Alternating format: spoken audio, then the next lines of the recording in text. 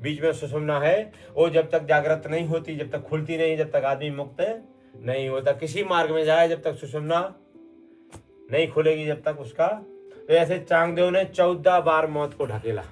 क्यों? उनने ध्यान करके देख लिया कि हमारे गुरु 1400 साल बाद आएंगे। एक रहस्य की बात बता रहा है आपको। हमारे अंदर ऐसा भगवान ने वैभव दिया है कि अगर वो नाड़ी खुल जाए, उनको पहली सिद्धि आती इच्छा मृत्यु, उनको कोई मार नहीं सकता, उनकी इच्छा होगी जब वो जाएंगे। चांगदेव का नाम सुना होगा। ज्ञानेश्वर महाराज थे जब, तो आज से 1000-1200 साल पहले की बात है। वो इतने बड़े योगी थे कि जब वो समाधि में रहते थे तो उस समय अगर 10-50-100 किलोमीटर एरिया में कोई आदमी मरता था तो उनके पास लाते थे। उनकी समाधि के बाजू में मरा आदमी रख देते थे। जब उनकी समाधि खुलती थी 2 दिन 4 दिन 6 दिन 8 दिन में, तो इतने ही बोलते थे कोई है क्या, तो मुर्दा उठ के चले जाते थे। इतने बड़े महापुरुष थे, सिद्ध थे, फिर भी पूरे नहीं हुए थे।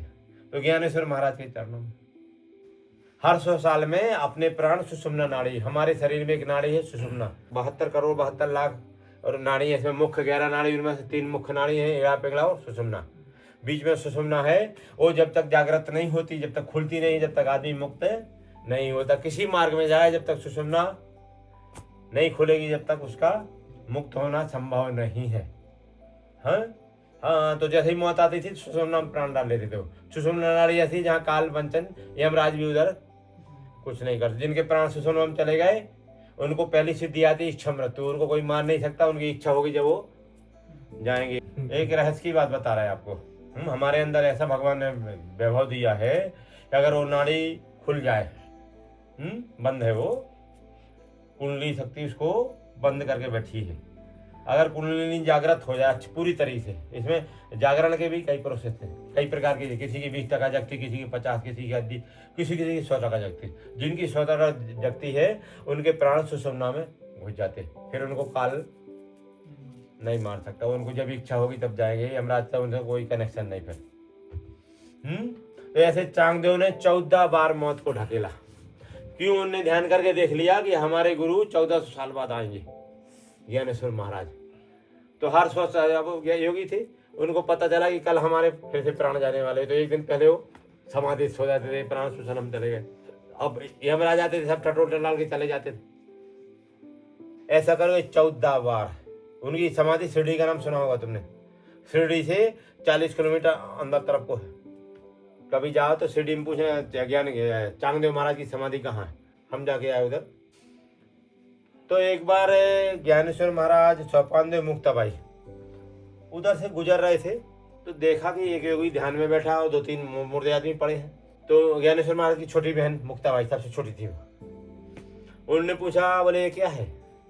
बोले योगी राज हैं। तो बोले ये क्या है? बोले मर गए हैं लोग, योगी राज जब जगेंगे तो ये अपने आप जिंदा हो जाएंगे। तो उधर एक मरा पिल्ला पड़ा था, कुत्ते का बच्चा। तो मुक्ताबाई ने बोला अभी कभी उठेंगे, कभी ये जिंदा होंगे, हम ही कर देते थे। कुत्ता को ऐसा ऐसा घुमा के और वो तरफ फेंका तो कुत्ता भी जिंदा होगा और वो मुर्दे भी जिंदा हो गए और वो तीनों चले गए। उनको कुछ नहीं, अपने आप में जगे। तो उनको कोई ऐसा अहंकार नहीं कि चमत्कार किया, हम मर गए जिंदा, वो तो चले गए, सहज में हो गए। 3 दिन बाद जब चांगदेव महाराज जगे तो उन्होंने बोला कोई है का? देखा तो कोई नहीं, क्योंकि वो जो ऐसा बोलते थे कोई है का, तो जिंदा हो गए तुरंत उनके पास नमस्कार करने आते थे, कोई आए नहीं। तो उनके चेले चाटे आए तो बोले कोई मरा नहीं क्या? बोले मरा तो थे पर ऐसा ऐसा। तो 3 बच्चे आए थे, इनकी उम्र बहुत कम थी, सबसे 18-20 साल बस इतने। और मुक्ताबाई तो 12-15 साल की थी, तो 12-15 साल की बच्ची की है। उन्हें बताया ऐसा ऐसा, तो वो समझ गए हमारे गुरु आ गए।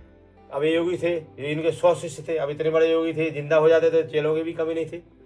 तो इनने शेर पे बैठ के सांप का सोटा बनाया और 100 शिष्य लेके ज्ञानेश्वर महाराज की तरफ चले। तो ज्ञानेश्वर आलंदी में जब आए, आलंदी के पास में, तो ज्ञानेश्वर महाराज को पता चला। तो ज्ञानेश्वर महाराज ने सोचा, देखी गुरु के पास आ रहा है, फिर भी अहंकार लेके आ रहा है, शेर पे बैठ के आ रहा, पैदल नहीं आ सकता, सांप का सोटा बना के आ रहा है और 100 चेले लेके आ रहा। तो बोला ये ऐसा नहीं मानेगा। तो ज्ञानेश्वर महाराज चबूतरा पे बैठे थे, तो चबूतरा को बोले चल, तो चबूतरा चल दी। अब ये बड़ी बात हो गई, शेर तो चलता ही है, चलेगो तुम चला रहे हो, कोई बड़ी बात नहीं है। सांप तो ठीक है, दांत तोड़ दो तो सांप को तुम कहाँ से काटे भी देगा तो क्या होगा। तो जैसे चबूतरा चल देगा तो नतमस्तक होगी, उससे बड़ा चमत्कार है। तो तुरंत ना सत्संग होगा। अब ज्ञानेश्वर महाराज ने बोला ये चेलों का अहंकार भी है इसको कि मेरे पास जैसे 100 चेले देखिए अच्छे। तो ज्ञानेश्वर महाराज ने बोला भाई किसी एक चेले की बलि देना पड़ेगी जब भी मैं तुमको शिष्य रूप में स्वीकारूंगा।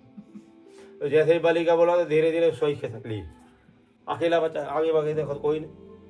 तो ऐसा रहता, सिद्धियां आने से भी कुछ नहीं हो जाता। क्यों सिद्ध बनना चाहता तुझी तो सभी सिद्ध है खेल सारी सिद्धियां तो सिद्ध का भी सिद्ध है।